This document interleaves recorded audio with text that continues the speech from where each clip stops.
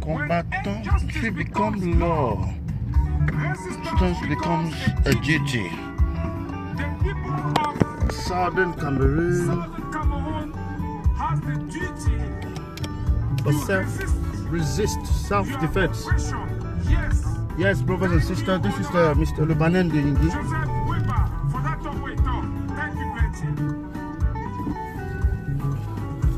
Alors aujourd'hui c'est le jour avant le grand jour. Aujourd'hui c'est le jour où nous affûtons, n'est-ce pas, nos armes pour la bataille finale. Genève 2, cap sur Genève 2, ou opération Genève Top 2, appelez-le comme vous voulez, ou opération chassement direct. Parce que là, nous chassons directement le dictateur. Le vieillard grabataire qui refuse, n'est-ce pas, de quitter au pouvoir. Alors, où que vous soyez, si vous avez la possibilité, rendez-vous à Genève demain pour la grande marche de libération du peuple camerounais. Vous avez vu les résultats de la première qui s'est passée la semaine passée, c'est-à-dire samedi, le 29. Cette nouvelle marche, annoncée pour le 6, pardon, si je me suis trompé en disant le 8, je ne crois pas. Pour le 6, samedi le 6, c'est celle qui doit, n'est-ce pas, aboutir à, c'est-à-dire ce qu'on appelle le chassement. Les Suisses doivent chasser M. Biya. Mort au vivant. Et je vous avais dit, lorsque les rumeurs ont commencé à courir que M. Biya serait mourant. Oui, j'ai dit, on l'a déjà annoncé mort 100 fois, mais en réalité, il n'est même pas encore mort une fois.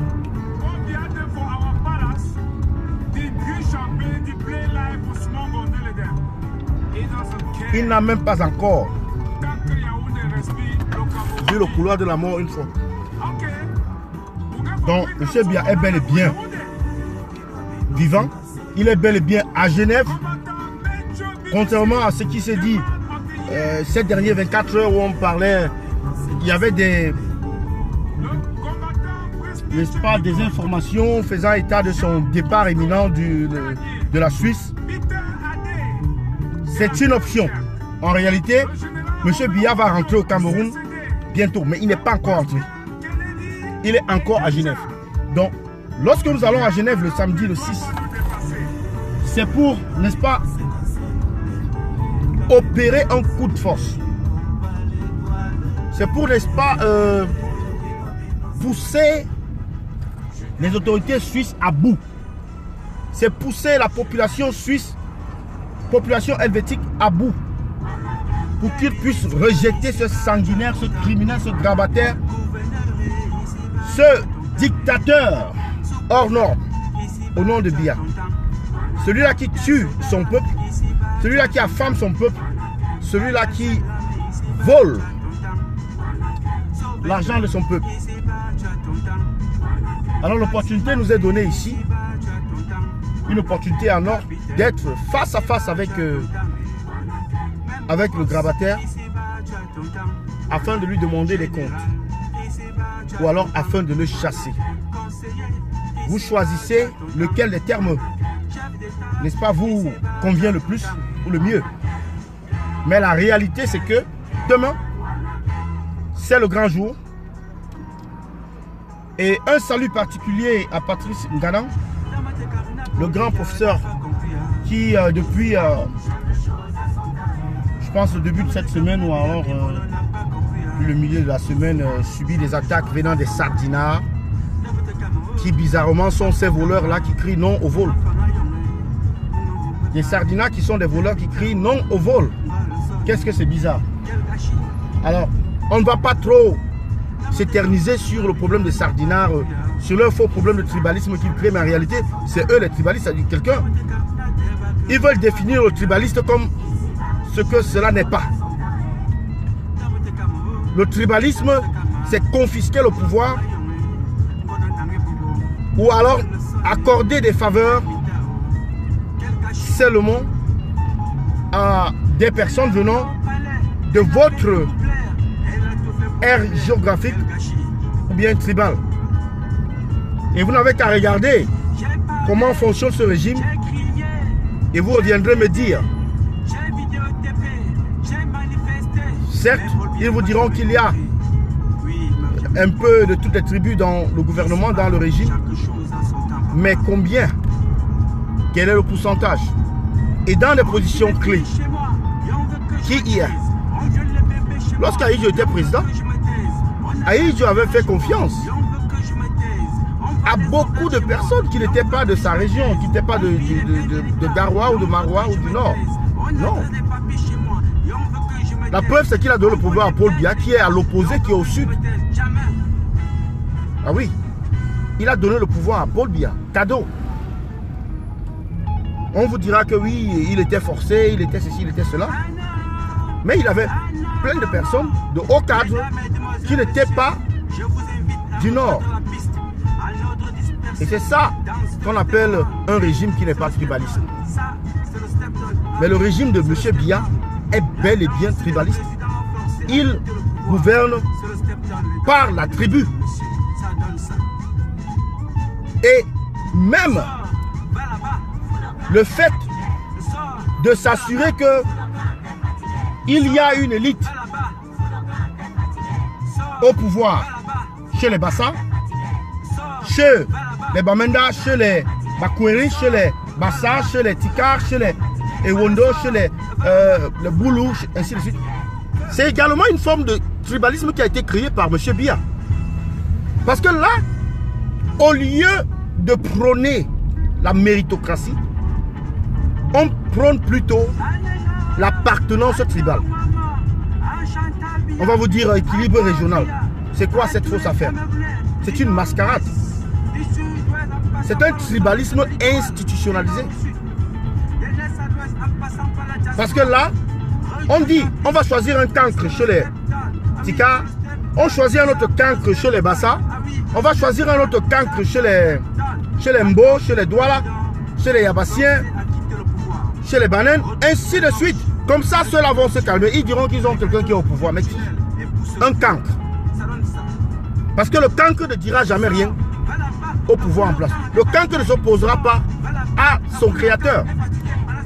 Aussi simple que ça. Et aujourd'hui, on a pratiquement toute l'élite intellectuelle camerounaise, la vraie élite intellectuelle camerounaise, forcée à l'exil. Forcée à l'exil à l'extérieur. N'est-ce pas? Travaillant pour des gouvernements étrangers. Travaillant pour des organismes internationaux. Et qui perd. N'est-ce pas le Cameroun qui perd? Je veux bien croire, c'est le Cameroun qui perd. Et ce même Cameroun qui perd continue de marginaliser sa diaspora. Les attaques qu'on a, n'est-ce pas, vu venir du régime Sadra qui est toujours à l'attaque, hein, parce que le Parlement européen va sortir des résolutions et ils vont attaquer le Parlement européen au lieu de dialoguer, au lieu d'agir pour résoudre les problèmes ou adresser les tâches qui ont été soulevées. Ils s'attaquent plutôt aux messagers. Ils se sont attaqués à l'ambassadeur américain. Il n'était qu'un messager. Il est venu, n'est-ce pas, apporter le message du président des États-Unis et du gouvernement américain. Ils s'attaquent à lui. Ils s'attaquent à Tibor Nagui. Ils se sont attaqués à Henry Bellery. Ils s'attaquent à Tibor Nagui. Ils s'attaquent, n'est-ce pas, à une ONG, une dame qui travaille pour le compte de Human Rights Watch. Elle a été envoyée au Cameroun. C'est pas elle la personne. Il y a une organisation. Non, on s'attaque à elle. Et maintenant, on s'attaque au Parlement européen qui a sorti une résolution. Au lieu de résoudre le problème, au lieu de rentrer dans le fond du problème. Quoi d'autre? Aujourd'hui, on s'attaque à la diaspora. La diaspora qui décrit justement le manque de démocratie, le manque d'ouverture, le manque d'infrastructures, le manque de développement, la gabegie financière, le hold-up électoral, l'exode forcé des Camerounais vers l'étranger. C'était l'exode forcé. Monsieur Biya a créé un système au Cameroun qui est celui de ce qu'on appelle le voyage. Boza, il y a les gens qui vont Boza à gauche, à droite, devant, partout du nord au sud. Ça a été créé par M. Biya. Le nouveau rêve des Camerounais créé par M. Biya, c'est que allez partout, sauf au Cameroun. Donc allez, débrouillez-vous, allez au Maroc, allez en Tunisie, allez en Espagne, allez en Italie, allez en France. Parce qu'ici, il n'y a rien pour vous.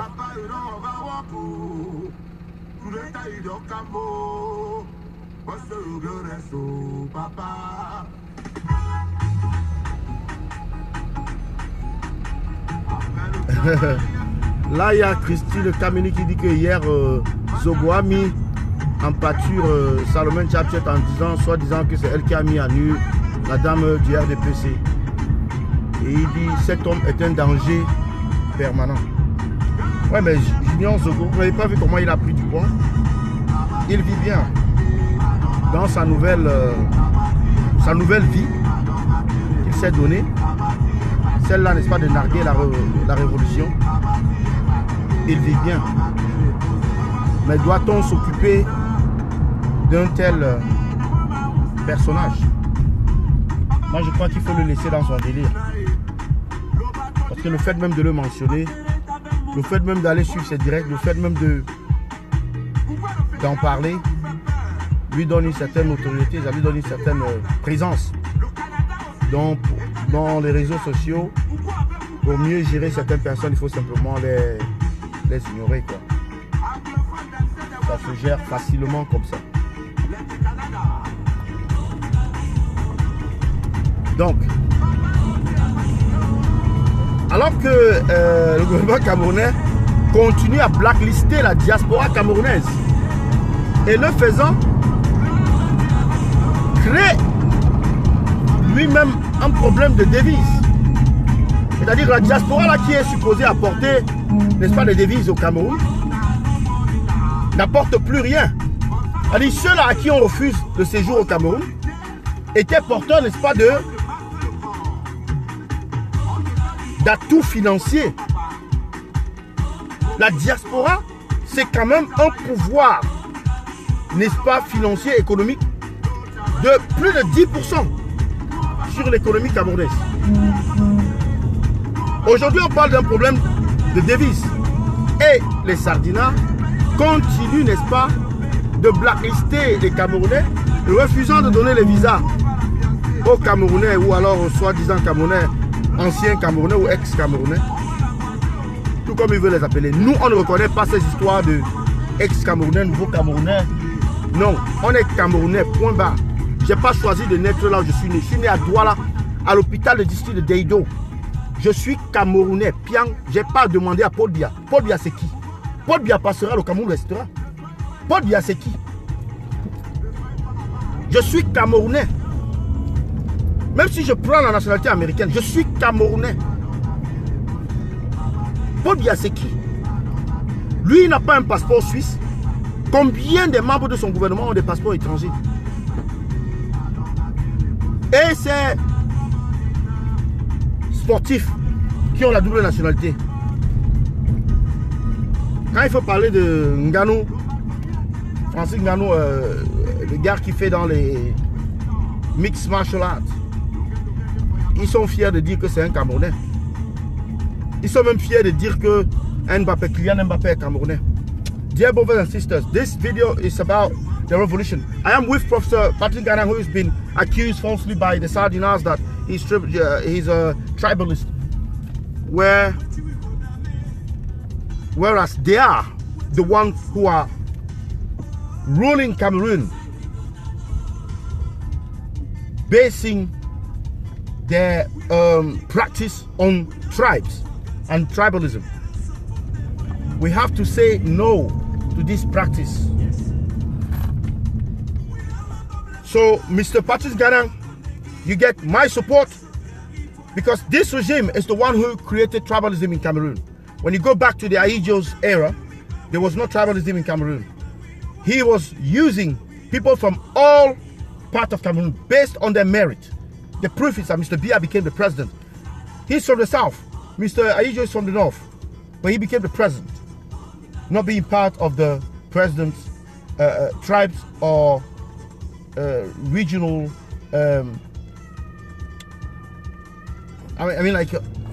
region. So today they're trying to call the MRC a tribalist party, whereas the MRC has got people from all corners, all parts of Cameroon, from the north, Mamadou Mota from the south. You know, you have this young, brave guy, Bibou Nissak. You have Peter Paul Kinger. You have Peter Ekoka, Penda Ekoka. You have, of course, Celestin German. You have Valsero. You have all those people. And they're representing all corners of Cameroon, not just one area. So tomorrow the protest in Geneva, 6th of July, the protest in Geneva is your protest. You have to be there. Because we need to kick this dictator out. We need to make sure that the Swiss people kick him out. The Swiss people say enough is enough. You have to go. You have to go. You have to leave our country. That's what we want. So guys, we are counting on you people to make the protest tomorrow a success. We are counting on you people to bring to life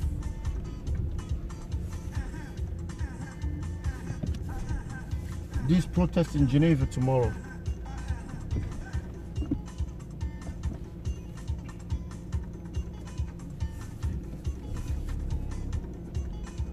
I've got to park my car there. Whether I will manage or not, no, this is gonna be difficult.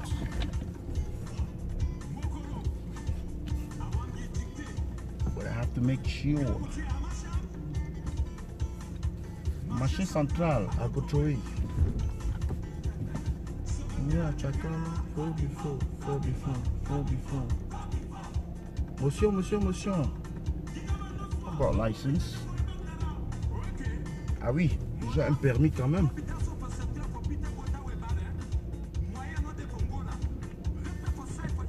J'ai quand même un permis. Ah oui. C'est dans des situations comme ça qu'il faut prouver. Voilà. Le rendez-vous demain à Genève, place des Nations, pour, n'est-ce pas, la grande marche de juillet. Je vous salue tous. Le boulot m'appelle.